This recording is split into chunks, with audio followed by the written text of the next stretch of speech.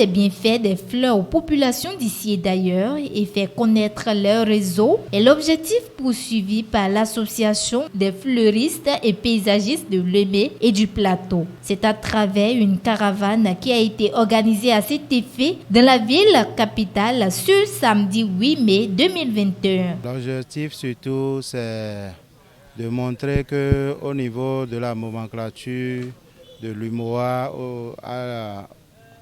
au niveau des corps de métier sélectionnés, au niveau du 13e corps de métier, il y a la décoration.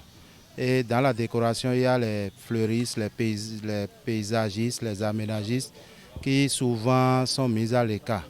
Donc, d'où l'objectif de cette caravane pour montrer qu'au niveau des artisans de l'Ouémé Plateau et du Bénin tout entier, la décoration y figure et nous, en tant que fleuristes, on a notre part de responsabilité dans cette filière. Nous sommes là aussi pour sensibiliser ceux qui ne sont pas encore avertis de la profession, pour qu'ils comprennent que c'est une profession qui peut nourrir son homme. Les gens croient que les fleurs n'ont pas de valeur. Les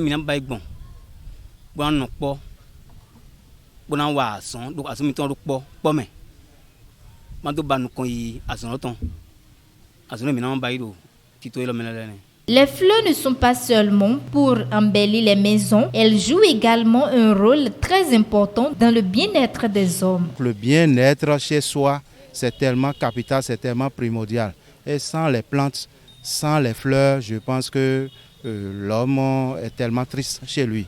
Puisque c'est comme un jardin, c'est le jardin d'Éden même. C'est comme un jardin qui vous procure la santé. Si nous restons dans une atmosphère calme, sereine, notre vie aussi sera calme et sereine.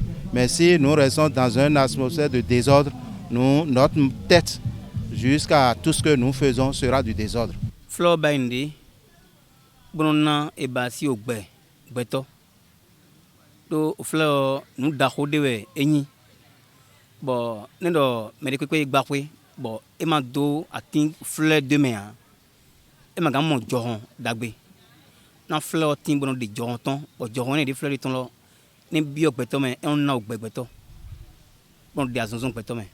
Le président de l'association est revenu sur les différentes difficultés qu'il rencontre dans l'exercice de leur métier.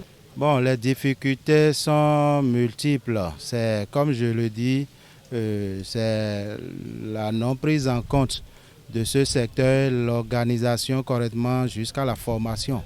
Parce qu'aujourd'hui, vous savez bien que tout le Bénin est en chantier et de part et d'autre, c'est les espaces verts et c'est tellement beau. Donc il faut quelqu'un quand même qui puisse planter comme cela se doit, entretenir comme cela se doit.